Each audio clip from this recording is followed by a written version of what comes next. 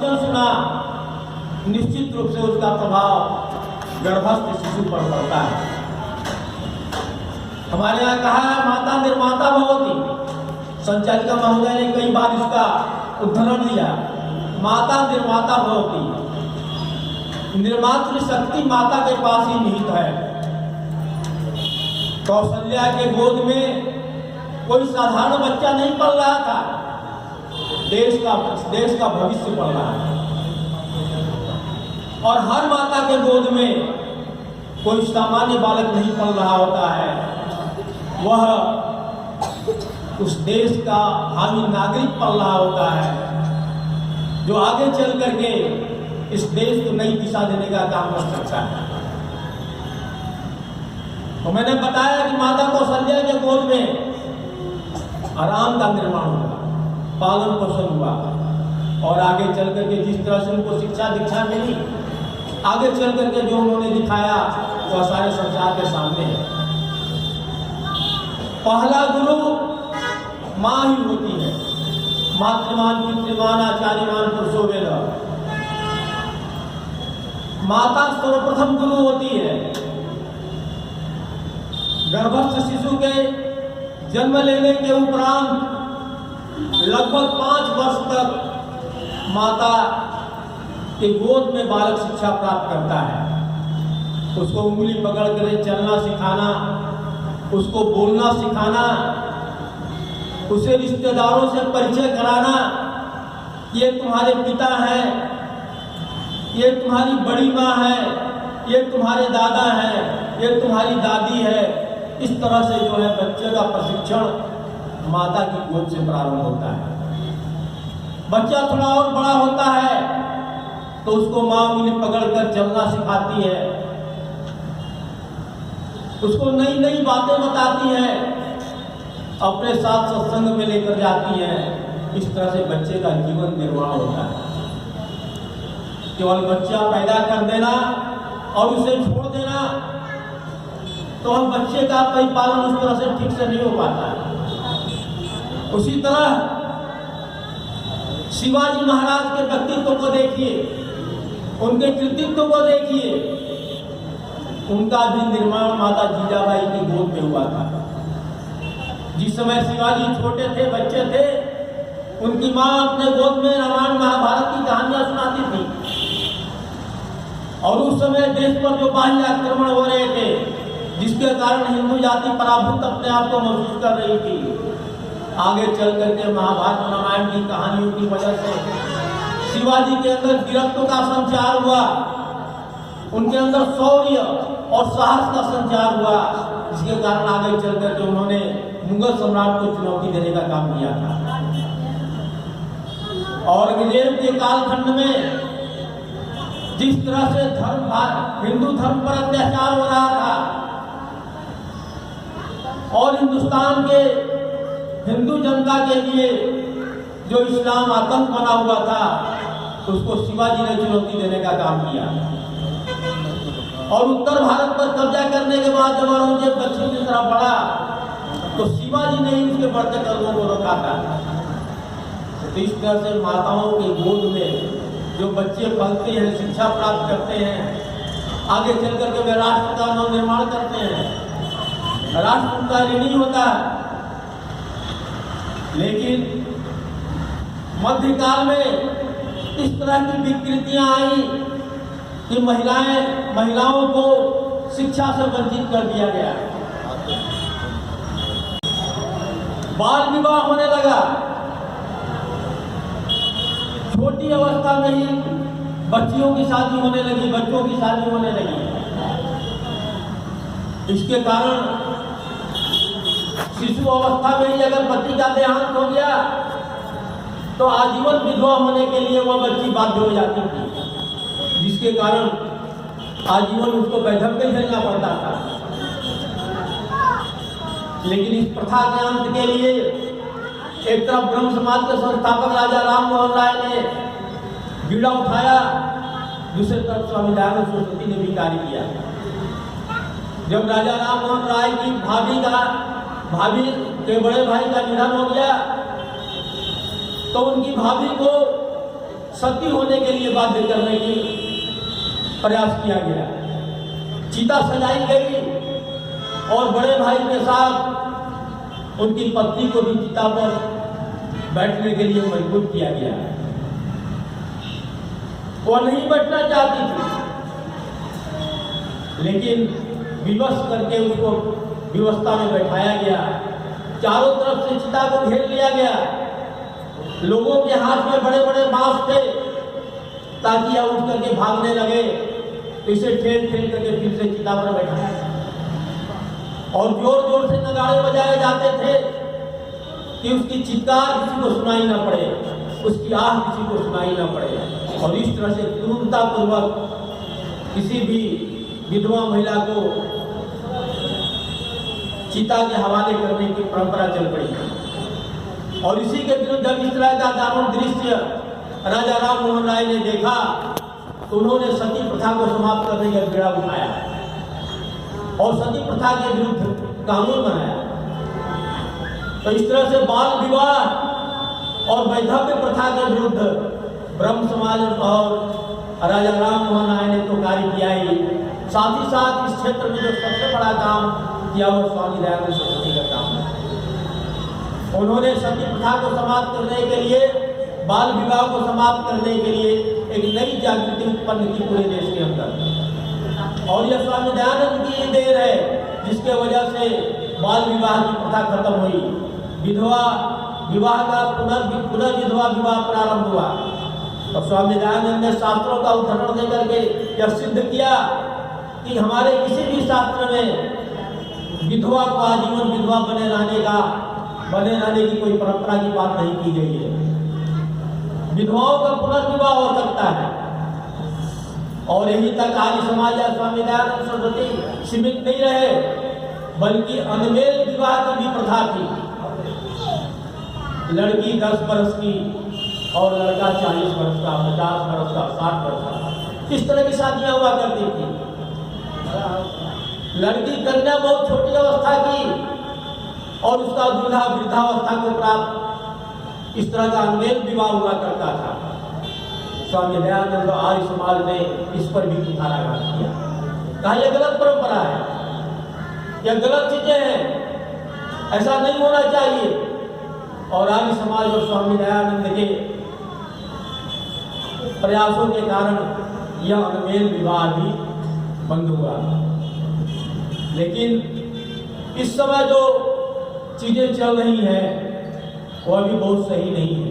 अभी कुछ दिनों पहले मैंने समाचार पत्र में एक समाचार पढ़ा कि बारात आई, दूल्हा दुल्हन की शादी होने वाली थी, तो आजकल जो है मंच पर प्रारंभ में ही जयमाल की प्रथा प्रारंभ हो गई है।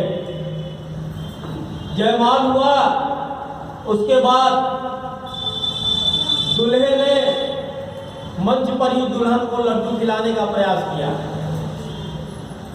दुल्हन ने खाने से इनकार किया, दूल्हे ने जबरदस्ती उसके मुंह में लड्डू ठूसा। एक लड्डू तो खा गई, दूसरा तीसरा चौथा लड्डू देने का प्रयास किया। वह लड़की तंग आ गई और उसने उसी मंच पर एक तमाचा चला। ये पेपर की बात है, अभी 5-7 दिनों पहले ही मैं पढ़ा।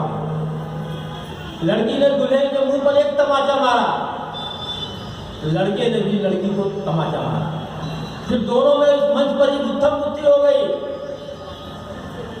बाराती भी झगड़ पड़े, कुछ बाराती भाग पड़े हुए। बाद में पुलिस को सूचना प्राप्त हुई, पुलिस आई, उसमें से कुछ लोगों को गिरफ्तार करके ले गए। यह दशा है। इस स्थिति से समाज को कौन उभारेगा? समाज के अंदर नई चेतना उत्पन्न करने का कार्य कौन करेगा? आज महिलाओं को, माता पिता को सचेत रहने की आवश्यकता है। हमारी बेटियों को भरमाया जा रहा है, विधर्मियों की तरफ से लव जिहाद का एक मुहिम छिड़ा हुआ है। कोई मुस्लिम लड़का अपना नाम हिंदू बताकर हमारी बेटियों को बहकाता है, उससे दोस्ती काटता है, विद्यालयों में से आने वाली बच्चियों का पीछा करता है, धीरे धीरे उसके साथ संपर्क स्थापित करता है, दोस्ती करता है और उसको अपने प्रेम के जाल में फंसाता है। और जब बात बहुत आगे बढ़ जाती है तो पता चलता है कि यह लड़का तो मुसलमान है, और बाद में जब लड़की उसके साथ जाने से इनकार करती है उसका कत्लेआम कर दिया जाता है, उसकी गर्दन रेत दी जाती है, उसके शरीर के 36 टुकड़े किए जाते हैं। कई घटनाएं देश में इस तरह की घटी हैं। तो आज आर्य समाज तो इसका विरोध करता है, करेगा, करता रहा है, लेकिन हर परिवार के माता पिता को भी इसे सतर्क रहना होगा, अपने बच्चियों को सतर्क करना पड़ेगा, अपने बच्चों को सावधान करना पड़ेगा,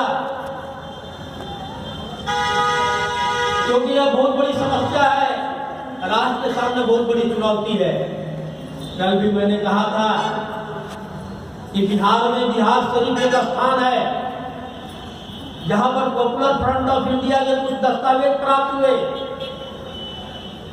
और उन दस्तावेजों के छानबीन के साथ छानबीन जब किया गया तो पता चला कि पॉपुलर फ्रंट ऑफ इंडिया ने 2047 तक इस देश को मुस्लिम राष्ट्र बनाने का संकल्प किया हुआ है कि 2047 तक हम इस देश को इस्लाम के आदर्श में ले आएंगे, इस देश में भी इस्लामिक शासन होगा। इसके लिए पॉपुलर फ्रंट ऑफ इंडिया बड़े पैमाने पर पूरे देश के अंदर काम कर रही है और उसी का एक हिस्सा है लव जिहाद, जिसके आपको सावधान रहने की आवश्यकता है। धर्मांतरण तो चल ही रहा है, बहकाकर फुसलाकर लोगों को धर्मांतरित किया जा रहा है, लव जिहाद के नाम पर हमारी बच्चियों का जीवन बर्बाद किया जा रहा है। इसे सतर्क रहने की आवश्यकता है। एक बात मैंने और कही थी कि हमारी सरकारें काम नहीं कर रही है, हमारे देश के राजनीतिक दल, राजनीतिक नेताओं को इस बात की चिंता नहीं है कि देश की संस्कृति में विकृतियां उत्पन्न हो रही हैं।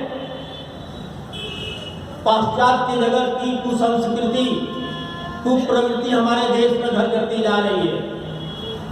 जो चीजें विदेश वाले छोड़ रहे हैं, हम अपने देश में उसको अपनाना शुरू कर दिए हैं। मैंने थोड़ा सा कल कहा था, क्योंकि आज महिला सम्मेलन है, इसलिए मैं सावधान करना चाहता हूं और ये आवश्यक है, आज समाज को भी इस पर जो है कदम उठाना चाहिए। पिछले दिनों 2-3 ऐसे कानून पास हुए जो भारत की लोकतंत्र के लिए कलंक का विषय है, भारतीय संस्कृति के लिए कलंक का विषय है। एक होमोसेक्सुअलिटी का कानून पास हुआ कि लड़के लड़के की शादी हो सकती है, एक लड़का एक लड़के के साथ शादी कर सकता है और एक लड़की के साथ शादी कर सकती है।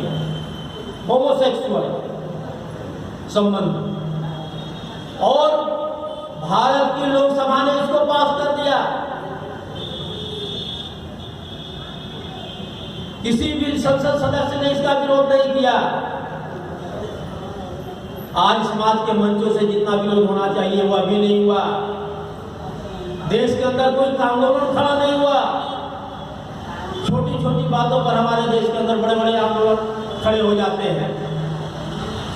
सरकार का विरोध करने के लिए तमाम बुद्धिजीवी, साहित्यकार और लेखक जुलूस निकालते हैं, आंदोलन करते हैं, लेकिन इतनी बड़ी घटना हो गई, कानून पास हो गया और किसी के कानों पर क्यों तक करेंगे। एक और कानून पास हुआ, लिविंग विथ रिलेशनशिप, कि शादीशुदा लोग भी लिविंग विथ रिलेशनशिप में रह सकते हैं। यह भी भारतीय संस्कृति पर बहुत बड़ा आघात है। आंदोलन खड़ा होना चाहिए नहीं हुआ। मौन हो करके पूरे देश ने इसको स्वीकार कर लिया। हमने आंखें मूंद ली, कानों में तेल डालकर हम सो गए। लेकिन क्या यह अपसंस्कृति देश के लिए घातक नहीं है? हम इन चीजों के माध्यम से अपने देश को कहां ले जाना चाहते हैं, समाज को कहां ले जाना चाहते हैं? यह तो वही बात हुई जो महाभारत में हुआ था।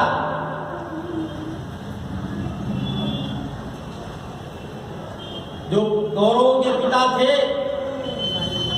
क्या नाम था? धृतराष्ट्र जन्मांध थे।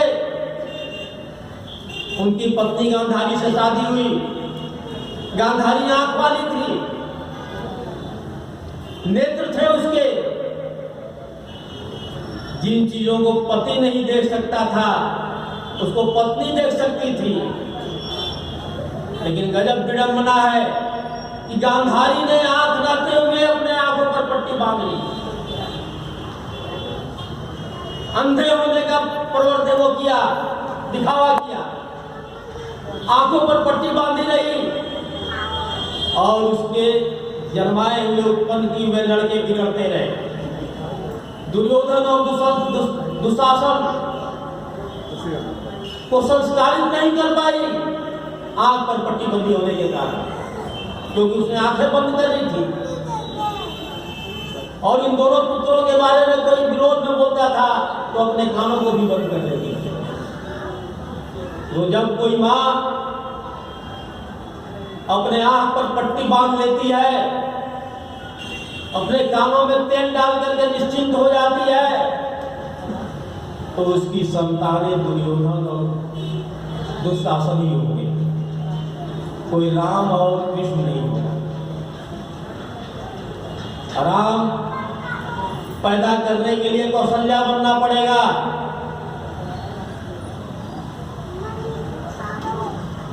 शिवाजी पैदा करने के लिए जीजाबाई पढ़ना पड़ेगा, कृष्ण पैदा करने के लिए देवकी बनना पड़ेगा, तभी वो राष्ट्र का नायक बन पाएगा। और कोई नरेंद्र मोदी पैदा करने के लिए माता हीराबाई बनना पड़ेगा, और दयानंद पैदा करने के लिए अमृताबेन बनना पड़ेगा। तो जब माताएं स्वयं अपना दायित्व निभाएंगी, तभी उनके गोद में किलकारी लेने वाला बालक भविष्य में राष्ट्र का नायक बन पाएगा। अन्यथा वह देश के लिए कलंक बनेगा, रावण बनेगा, कंस बनेगा, आतंकवादी बनेगा, देश का गद्दार बनेगा, देश की अस्मत के साथ खिलवाड़ करेगा।